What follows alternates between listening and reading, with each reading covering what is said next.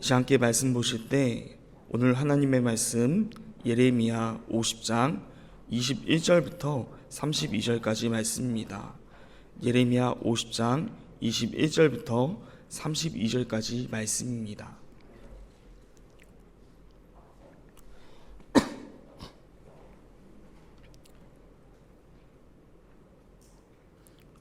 자, 다 찾은 줄 알고 다 같이 합독하도록 하겠습니다. 함께 보시겠습니다. 이는 여호와의 말씀이니라. 너희는 올라가서 무라다임의 땅을 치며 그곳의 주민을 쳐서 진멸하되 내가 너희에게 명령한 대로 다 하라. 그 땅에 싸움의 소리와 큰 파멸이 있으리라. 온 세계의 망치가 어찌 그리 꺾여 부서졌는고 바벨론이 어찌 그리 나라들 가운데 성지가 되었는고 바벨론아, 내가 너를 잡으려고 올무를 놓았더니 내가 깨닫지 못하여 걸렸는고 내가 여호와와 싸웠으므로 발각되어 잡혔도다. 여호와께서 그의 병기창을 열고 분노의 무기를 꺼내면 주 만군의 여호와께서 갈대아 사람의 땅에 행할 일이 있음이라. 먼 곳에 있는 너희는 와서 그를 치고 그의 곡간을 열고 그것을 곡식더미처럼 쌓아 올려라. 그를 진멸하고 남기지 말라. 그의 황소를 다 죽이라. 그를 도살하려 내려 보내라. 그들에게 화 있도다. 그들의 날 그 벌받을 때가 이르렀음이로다.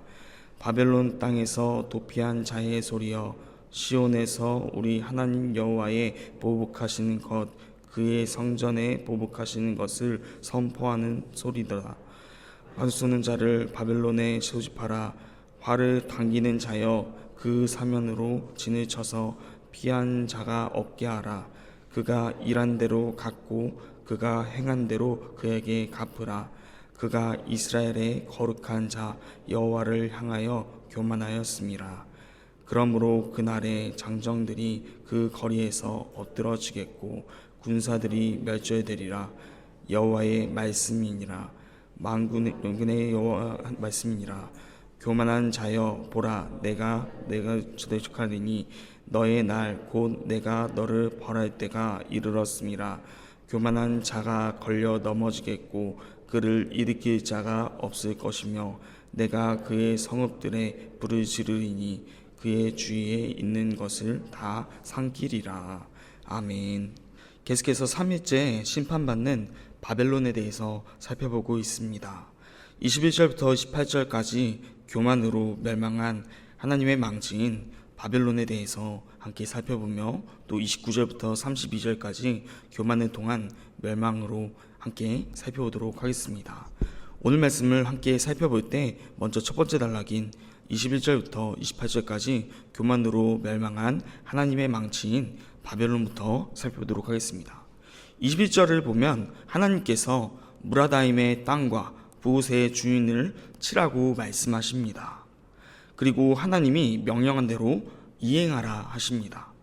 무라다임과 부곳은 바벨론의 지역이나 도시를 가리키는 것입니다. 무라다임은 반역을 의미한 뜻을 가지고 있으며 부곳은 보응하다 라는 뜻을 가지고 있습니다. 이런 단어들의 뜻들을 통하여 여호와 하나님의 바벨론 심판을 암시하고 있는 것입니다. 결국 바벨론을 상징하는 도시를 치고 진멸시키라 하시며 바벨론을 심판하시겠다 말씀하신 것과 같습니다. 그렇게 22절에서 그 땅에 싸움의 소리, 즉 전쟁의 소리와 큰 파멸이 있으리라 라고 말씀하십니다. 그리고 23절에서는 온 세계의 망치가 어찌 그리 꺾여 부서졌는고 라고 하시는데, 하나님께서 바벨론을 온 세계의 망치, 열방을 심판하는 도구로서 사용하셨음을 알게 하는 구절입니다. 하나님은 바벨론을 사용하셔서 온 세계의 망치가 되게 하셨습니다. 그렇게 세우셨는데 나라들 가운데 황무지가 되었는고 라고 말씀하시며 멸망당하게 될 것임을 말씀하고 있는 것입니다. 24절은 바벨론이 심판받는 이유에 대해서 말씀하시는데, 내가 여호와와 싸웠으므로 발각되어 잡혔다라고 말씀하십니다. 내가 여호와와 싸웠으므로, 여기서 내가라는 것은 바벨론을 의미합니다. 바벨론이 하나님과 싸웠다고 말하고 있습니다. 하나님이 바벨론을 심판의 도구로서 사용하셨기에 쓰임받는 것인데, 그렇게 세워진 망치인 것인데, 그런 바벨론이 하나님께 대항했다는 것입니다. 어떻게 대항했을까요? 28절에 보면은 하나님이 바벨론을 심판하시는데 그 이유가 그의 성전에 보복하신 것을 선포한다고 말씀하고 있습니다. 즉 하나님의 보복하신 이유가 성전과 관련 있다는 것입니다. 하나님이 바벨론을 심판하신 이유는 이스라엘의 회복을 위한 심판의 말씀이기도 하지만, 당시 전쟁은 신들의 전쟁이었기 때문에 바벨론이 그들을 공격하며 성전 또한 파괴하였기 때문입니다. 그러면 마치 신들의 전쟁에서 하나님이 패배한 것처럼 여기며 하나님의 성전을 더럽히며 파괴했다는 것입니다. 그렇게 내가 여호와와 싸웠으므로 발각되어 잡혔도다 라고 표현하고 있는 것입니다. 이어서 25절 말씀에서 이렇게 말씀하십니다. 25절 말씀은 함께 읽어보도록 하겠습니다. 함께 보시겠습니다. 여호와께서 그의 병기창을 열고 분노의 무기를 꺼내면 주 만군의 여호와께서 갈대아 사람의 땅에 행할 일이 있음이라. 아멘. 하나님은 25절을 해서 그의 병기창을 연다라는 표현을 통하여서 마치 전쟁에 나가는 나라와 같은 모습을 보여주고 있습니다. 이어서 분노의 무기를 꺼낸다라는 말씀을 통해 하나님의 그 분노가 얼마나 큰지 우리가 예상해 볼 수 있게 하고 있습니다.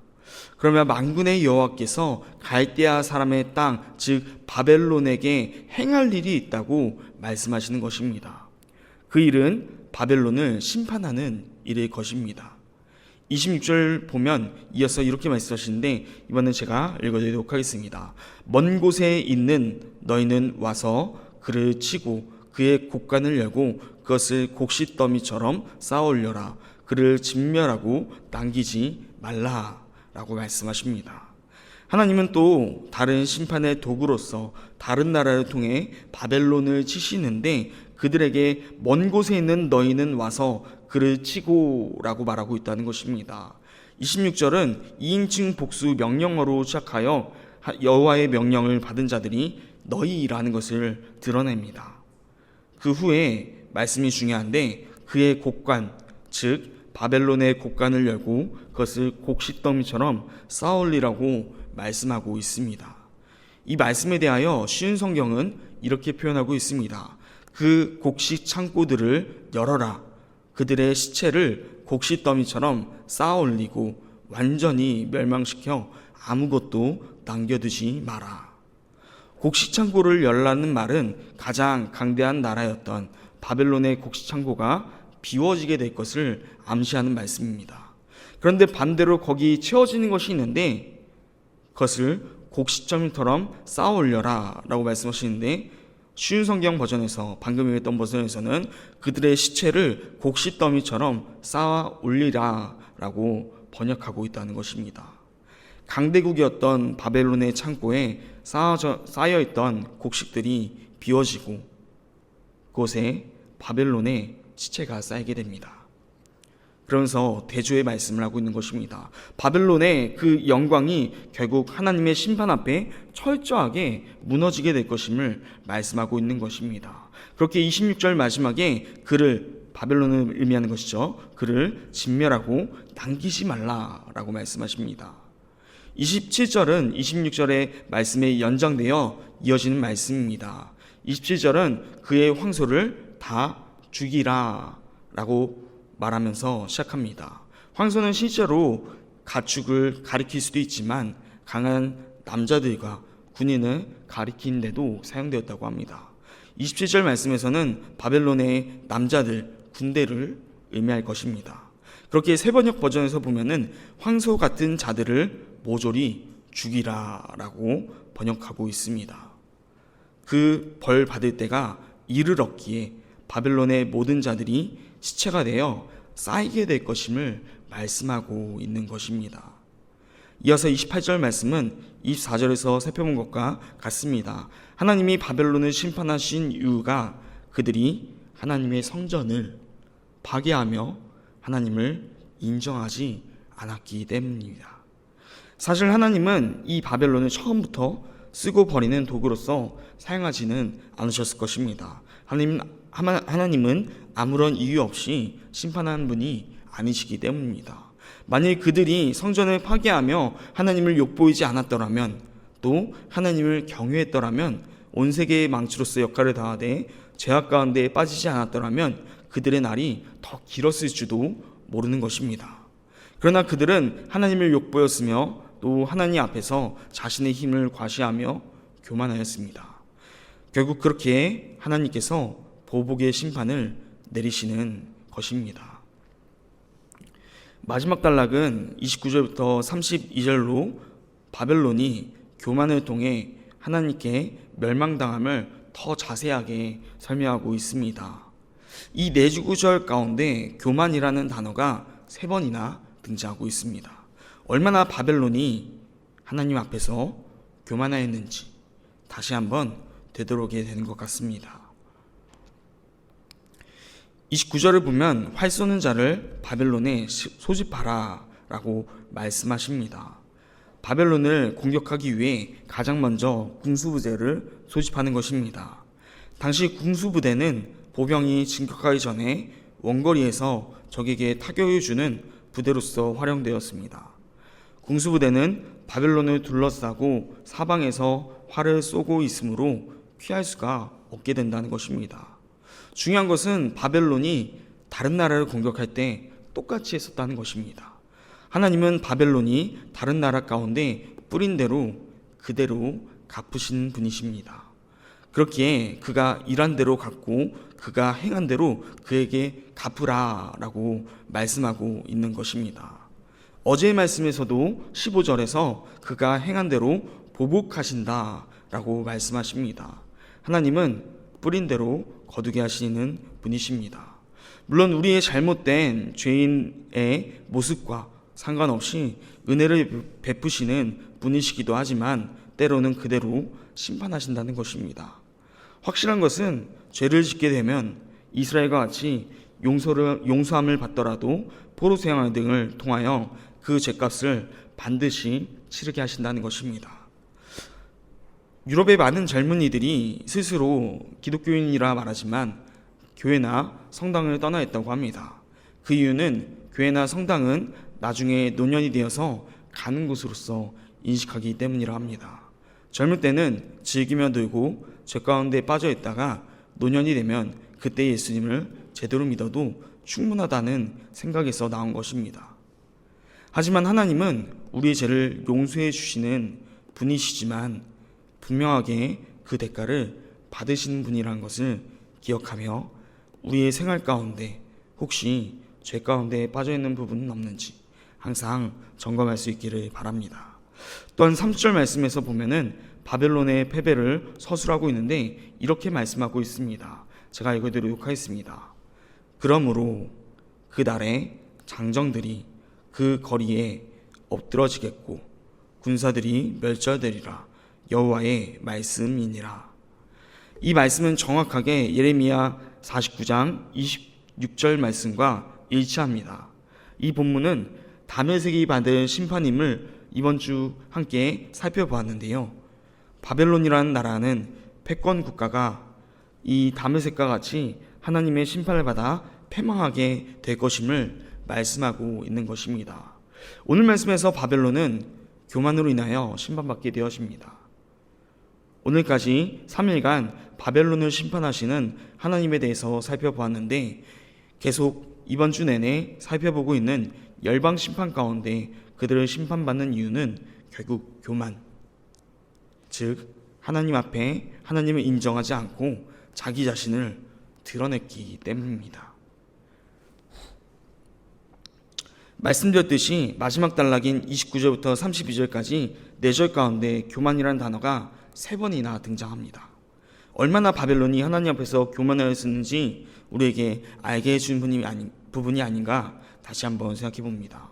그렇게 교만하였던 바벨론은 오늘 말씀에서 철저하게 하나님 앞에서 심판받게 된다는 것입니다. 우리 모습 가운데 바벨론과 같은 다른 열방 나라들이 심판받는 것과 같은 교만함은 없는지 되돌아보는 하루가 되시길 간절히 소망합니다. 또한 우리의 삶 가운데 혹시 이스라엘을 핍박하던 바벨론과 같은 자들은 없습니까? 하나님은 열방의 하나님이십니다. 이스라엘을 핍박하던 그 바벨론도 결국 하나님 앞에 무릎 꿇게 되어지고 멸망당하게 되어진다는 것입니다. 바벨론의 심판은 회복의 시작이었습니다. 하나님의 그 마음은 우리를 벌하기 위함이 아니라 우리를 회복하기 위함을 기억할 수 있기를 바랍니다. 그렇게 함을 통하여서 하나님 안에서 그 관계가 회복될 수 있는 하루가 되기를 간절히 소망하고, 또 우리 가운데 때로는 힘든 일과 어려운 일이 있더라도 그 일을 통하여서 회복이 시작될 수 있음을 항상 기억하며 하나님 앞에 오늘 하루도 나아갈 수 있는, 주와 함께 동행하며 나아갈 수 있는, 주 안에서 승리할 수 있는 하루가 되기를 간절히 축복합니다.